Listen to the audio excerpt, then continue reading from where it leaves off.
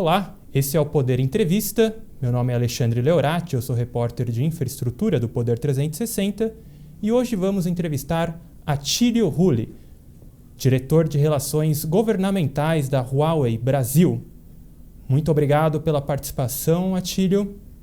Boa tarde, Alexandre. Eu que agradeço o convite. É um prazer estar aqui com vocês. Obrigado.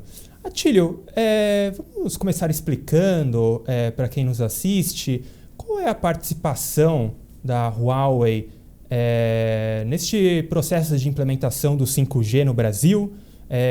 A companhia ela participa do leilão ou ela entra só depois na instalação? Queria que você desse uma contextualização sobre esse trabalho da Huawei aqui no Brasil, com foco no 5G. Em relação ao leilão, a Huawei não participa diretamente do leilão. Nós entramos após o fato do leilão ser finalizado. Quem participa são as operadoras de telecomunicações, as grandes operadoras, e nesse leilão a possibilidade dos pequenos provedores também, que vão adquirir o direito das frequências do 5G. E após adquirirem esse direito de uso das frequências, eles vão construir as suas respectivas infraestruturas para disponibilizar o 5G. É aí que a Huawei entra como um grande fornecedor de infraestrutura de telecomunicações, não só de banda larga móvel, mas também de banda larga fixa, e somos um dos players que disputaremos as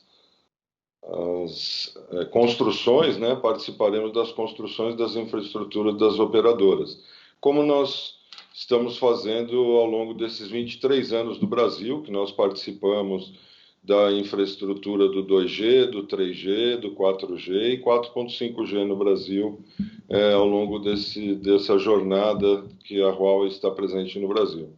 E, tecnicamente falando, essa instalação do 5G em relação às outras gerações tecnológicas muda algo? É uma instalação mais difícil? Demanda uma nova instalação de infraestrutura por parte da companhia? Ou é um processo similar? É um processo similar. No quesito infraestrutura de instalação, ele é bem similar. No caso da Huawei, ele até tem algumas vantagens sobre tecnologias anteriores, né? A nossa tecnologia ela tem um peso até menor, ela tem dimensões menores para a instalação. Então, sob o ponto de vista infraestrutura para instalação, ela é similar para mais fácil a parte da instalação do acesso do 5G. Agora, quando nós falamos em 5G, há uma discussão atualmente política muito forte, principalmente pela guerra comercial entre Estados Unidos e China. Hoje, aqui no Brasil, como que é o contato da Huawei com o governo brasileiro sobre essa necessidade de instalação de infraestrutura para o 5G? Há uma comunicação livre? Como que está o contato e as conversas com o governo?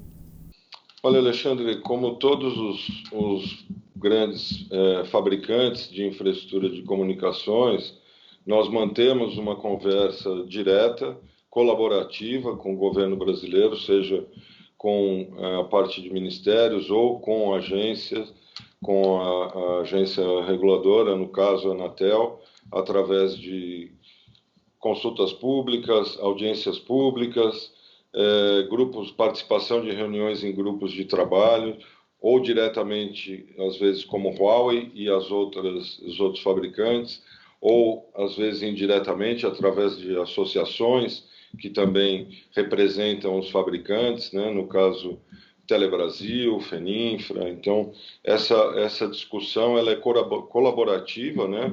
Em todos os aspectos, e a Huawei continua, como todos os outros, fazendo essa participação para cooperar e compartilhar informações do setor privado para o setor público.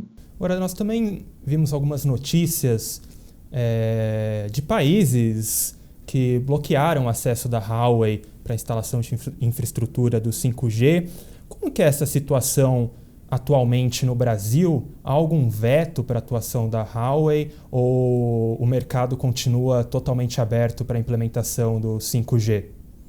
Olha, Alexandre, a Anatel aprovou as regras do leilão do 5G no final de fevereiro desse ano, encaminhou para o TCU essas regras para o TCU fazer análise, como a legislação obriga, e até então todas as condições estipuladas nessas regras do leilão, elas seguem o regime de livre mercado, sem nenhum tipo de restrição a nenhum fabricante, nenhum país, e sim seguindo diretrizes técnicas e econômicas para a construção do 5G no Brasil. Até então, sem nenhum tipo de restrição, e a Anatel segue as questões técnicas, inclusive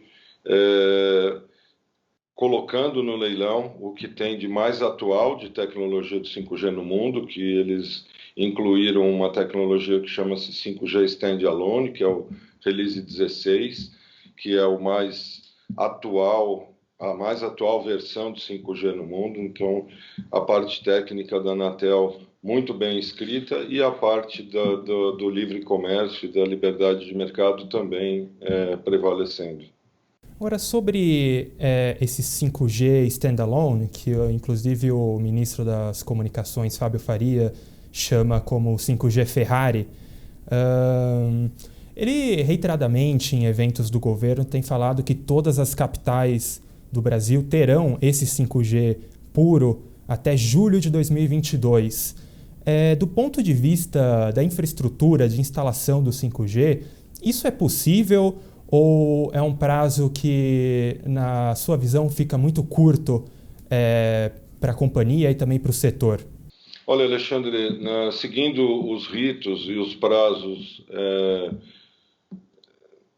regimentais, né, do processo do leilão, é possível, sim.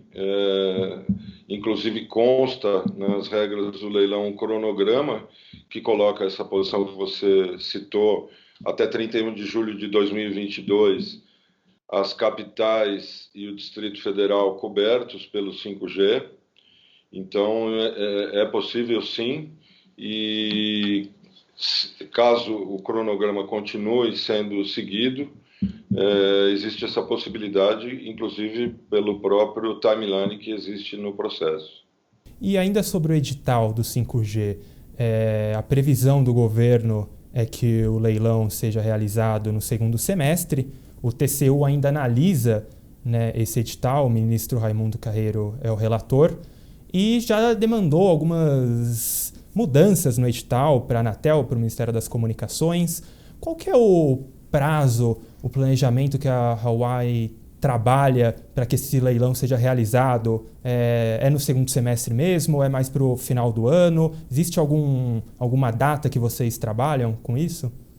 A nossa expectativa é que ele seja realizado o mais breve possível, inclusive a própria expectativa do próprio governo, né? Então, a Huawei trabalha para que seja realizado no segundo semestre. Existem alguns ritos ainda a serem cumpridos, que nem você falou, de respostas a questionamentos do TCU, a Anatel devolver, aí o TCU concluir o estudo para a Anatel publicar, mas trabalhamos otimistamente com o processo ocorrendo no segundo semestre. Agora, quais são as consequências que você analisa, que o senhor analisa sobre esses possíveis atrasos no leilão? Então, já tinha uma expectativa que fosse realizado no primeiro semestre, agora tem a expectativa para o segundo semestre. Esses adiamentos, quais são as consequências para a implementação do 5G no Brasil? Olha, assim, eu vou responder de outra forma, Alexandre. Eu diria que o quanto antes o leilão ocorrer, existem benefícios para todos os setores, benefícios para a sociedade, e inclusive para o governo, porque o 5G está comprovadamente que ele propulsiona a economia, até propulsionando o aumento do PIB do país que implementa 5G. Então, o quanto antes nós implementarmos é melhor para a sociedade, para todas as verticais empresariais, para o governo, enfim. Um eventual atraso vai só postergar um pouco desse nosso avanço tecnológico, mas que nós vamos atingi-lo em breve, vamos assim dizer. O ministro das Comunicações, Fábio Faria, fez um pedido público à Anatel e ao setor de telecomunicação para que parem de usar aquele símbolo do 5G nos celulares, porque não seria o 5G de verdade. Algumas teles contestam, falando que aquele 5G, apesar de não ser uma potência máxima, já seria uma tecnologia da quinta geração. Como que a Huawei identifica isso? É uma tecnologia já da quinta geração? Vocês já fizeram algum tipo de instalação da quinta geração aqui no Brasil? Sim, Alexandre. O 5G que o ministro cita, que até aparecem os ícones nos celulares disponíveis, é o 5G chamado 5G DSS, que é um compartilhamento de espectro da frequência do 4G existente, você utilizando essa pista, vamos assim dizer, para passar o sinal do 5G. Realmente não é o 5G puro, como é citado pelo governo, mas é uma tecnologia 5G DSS, inclusive definida pela UIT, por vários institutos internacionais. E o governo tem uma exigência da construção de uma rede privativa do 5G. Inclusive foi tema de uma comitiva brasileira do Ministério das Comunicações agora aos Estados Unidos. A construção de uma rede privativa é algo que diminui, de certa forma, a participação da companhia no 5G? É algo que preocupa ou faz parte do jogo da implementação dessa tecnologia? Olha, Alexandre, o governo colocou boa parte do leilão como arrecadatório e boa parte como obrigações. A rede privativa é uma das obrigações, como a cobertura das rodovias federais, 48 mil quilômetros de rodovia, o norte conectado, enfim. A rede privativa é mais uma dessas obrigações, diretamente para as aquisições das frequências. Para as operadoras não existe esse impacto, é uma outra obrigação como outra qualquer delas, que não impacta na implementação do 5G por parte da Huawei e nem de outros fabricantes. Então, esperamos, inclusive, que esse não seja um dos motivos que ocorra um eventual atraso no leilão, mas diretamente não há impacto. E de alguma forma, a companhia trabalha no planejamento estratégico com alguma dificuldade política causada pelo governo, algum tipo de veto para a implementação do 5G por parte da Huawei? Existe isso no planejamento de vocês ou é algo que já saiu da mira para vocês? Nós trabalhamos sempre suportando tecnicamente as decisões, seja da Anatel quanto do Ministério das Comunicações. Trabalhamos com todas as possibilidades sempre. Como eu disse, nas atuais regras não existem banimentos, vetos ou restrições à participação de nenhuma tecnologia de nenhum fabricante. E, repito, trabalhamos com várias possibilidades, mas até então elas estão num curso técnico e de livre mercado bem conduzidos. E o senador Flávio Bolsonaro, que estava na comitiva agora aos Estados Unidos do Ministério das Comunicações, ele falou que oficialmente não há nenhuma pressão por parte do governo americano sobre veto a Huawei ou a qualquer outra companhia. Ao mesmo tempo, recentemente, em uma entrevista à Folha de São Paulo, um dos responsáveis pela comunicação institucional do Departamento de Estado afirmou que espera que o Brasil tome a decisão de selecionar fornecedores confiáveis. A Huawei tem alguma preocupação com possíveis pressões externas do governo americano no leilão e na implementação de 5G no Brasil? Como que vocês estão lidando com isso? Olha, nós continuamos seguindo nossa estratégia de desenvolvimento e implementação do setor de telecomunicações e TIC também, não só telecomunicações, que são os produtos da Huawei. Acho que a maior prova da confiabilidade e da capacidade tecnológica da Huawei em entregar soluções com as mais capacitadas tecnologias e atuais são os nossos clientes. No Brasil, todas as operadoras são nossos clientes, umas com mais produtos no portfólio, outras com menos. Fora do Brasil, nós temos mais de 600 operadoras como clientes, então continuamos trabalhando visando o nosso cliente, que é a maior retorno e respeitabilidade pela nossa tecnologia e confiança na empresa e nos produtos da empresa. E abrindo um parênteses na questão do 5G, a Huawei ela vem trabalhando com o 5G desde 2009. Nós não estamos trabalhando recentemente com 5G. O Brasil implementou o 4G em 2012. 3 anos antes do Brasil implementar o 4G, nós já desenvolvíamos produtos, arquiteturas e estratégia para o 5G. Então, hoje nós temos um grande volume de estações radiobases entregues no mundo e esperamos dar continuidade com isso, não só no Brasil, como em outros países que estão no mesmo timing do Brasil, implementação do 5G. Agora, essa conversa com os americanos na comitiva, as declarações de membros sobre o 5G aqui no Brasil, isso de alguma forma pressiona a companhia ou é visto como uma ameaça? Essas pressões geopolíticas, elas não são de agora, Alexandre, elas ocorrem desde 2011, 2012. Nós convivemos com essas questões, sempre respondendo com produtos, soluções, confiança, manifestações dos nossos clientes. Então, elas, repito, não são novas.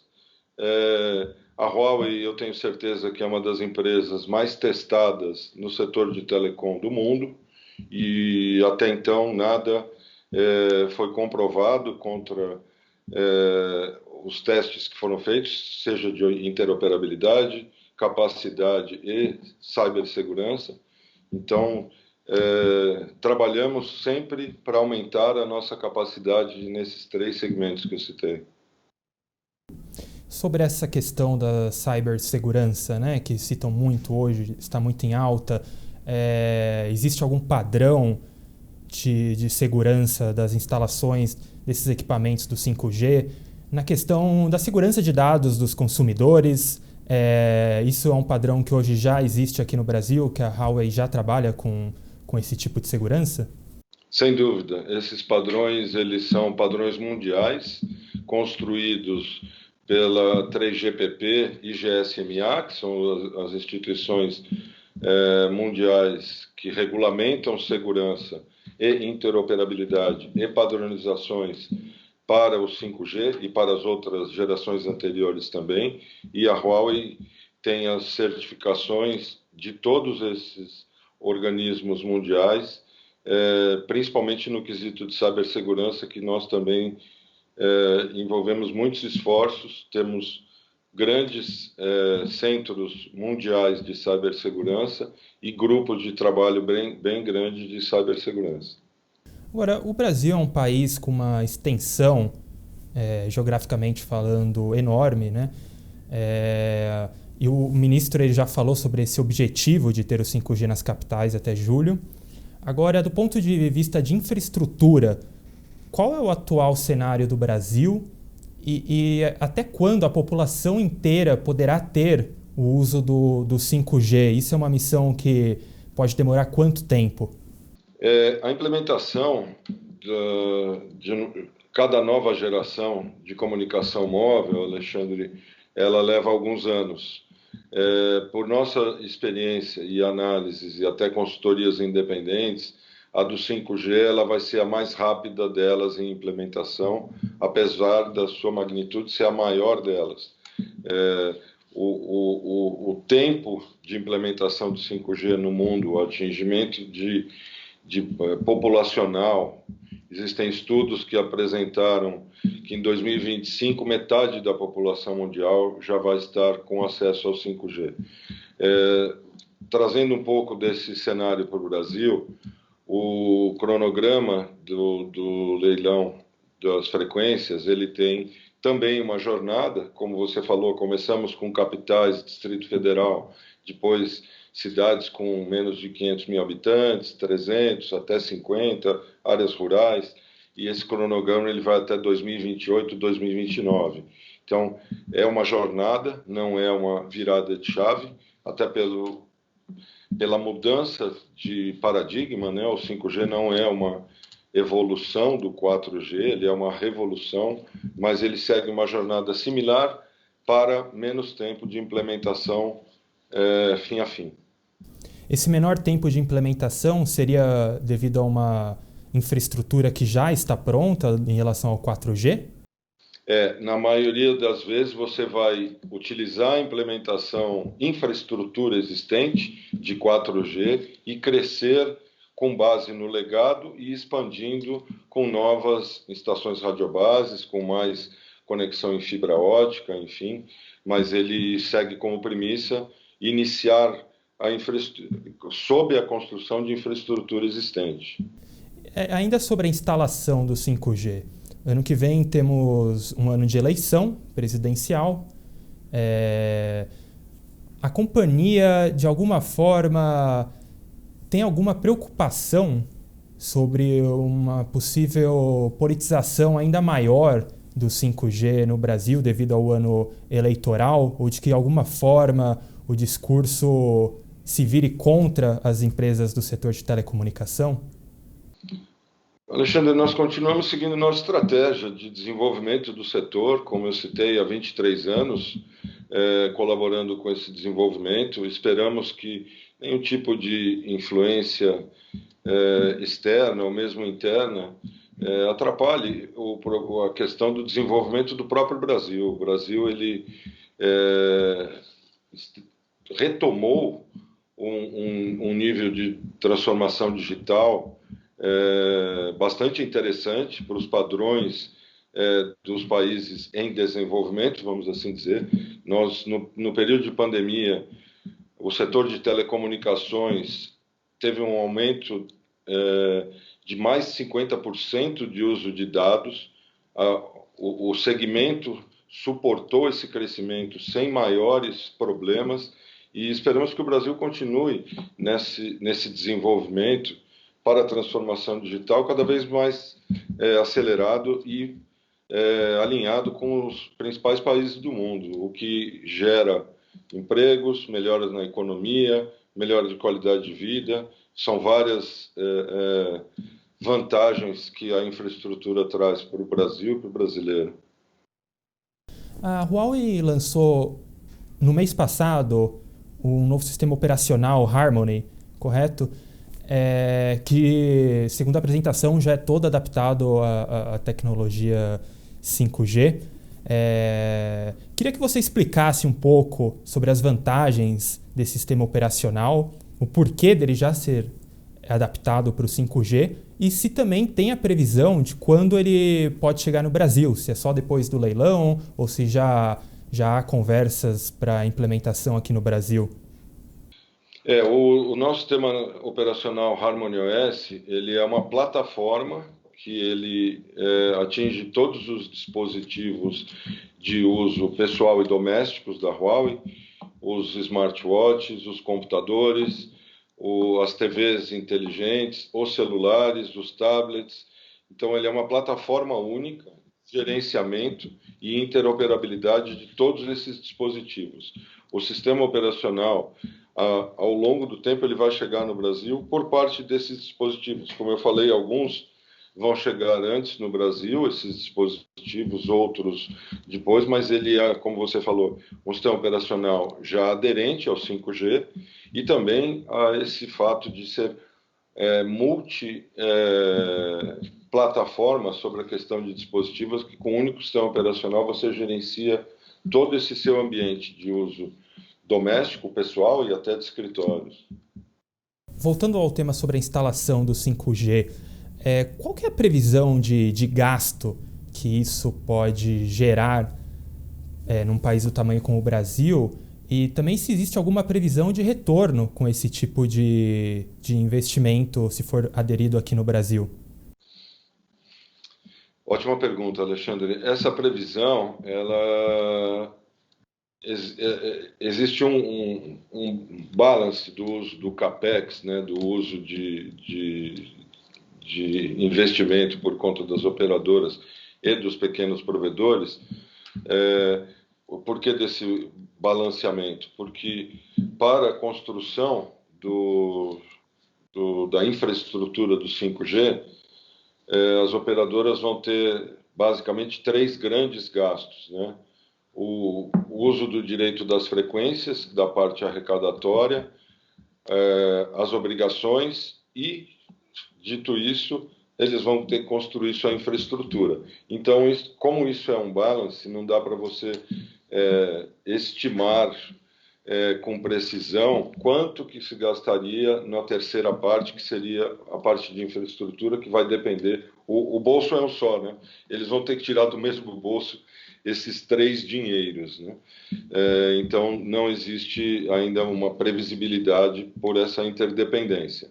O retorno do investimento, que você perguntou na segunda parte da questão, o 5G, ele não só vai melhorar e muito a qualidade dos usuários finais da sociedade, mas ele vai atingir muito a questão do mercado corporativo, as verticais.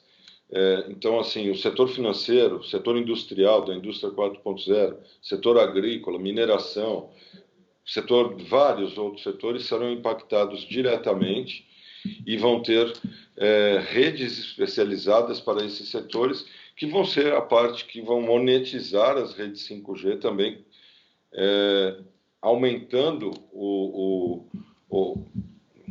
diminuindo o tempo do retorno de investimento por questões das operadoras em si, que até então, hoje, a maior parte do investimento em rede móvel é com o retorno de investimento só de usuário individual. O 5G ele vai possibilitar muito nessa questão do mercado corporativo, o que vai auxiliar e muito o retorno por parte das operadoras. E para finalizarmos, nas nossas reportagens sobre 5G é muito comum que os leitores questionem, né? Mas quanto isso vai custar? Vai ser uma revolução, mas vai ser uma tecnologia muito cara para nós aqui, para os consumidores. Qual a expectativa sobre esse início do 5G no Brasil? Realmente ele vai ser uma tecnologia que vai ser muito cara para poucos no país? Já é possível fazer essa análise? Olha, Alexandre, a questão do 5G ele vai mudar um pouco o cardápio, vamos dizer assim, de ofertas das operadoras para os consumidores. Hoje nós temos uma oferta que é uma franquia de dados e um valor mensal. Com o 5G você vai passar a ter mais possibilidades de cardápio, de ofertas. Você vai ter usuários que podem ser mais voltados para games, mais voltados para broadcast, mais voltado para a parte corporativa. As franquias de dados, elas tendem a sumir, você não vai ter franquia na questão de 1 GB, 10 GB, e a tendência é que os valores sejam bem similares aos de agora. O 5G, como eu disse, ele não vai só ter o retorno de investimento com o usuário individual, mas boa parte do retorno de investimento ele vai se dar no mercado corporativo também. Então, a tendência é desses preços não subirem como tem sido falado, e a tendência é até de serem mantidos. Atílio, muito obrigado pelo seu tempo. Também agradeço a você que nos acompanhou até aqui.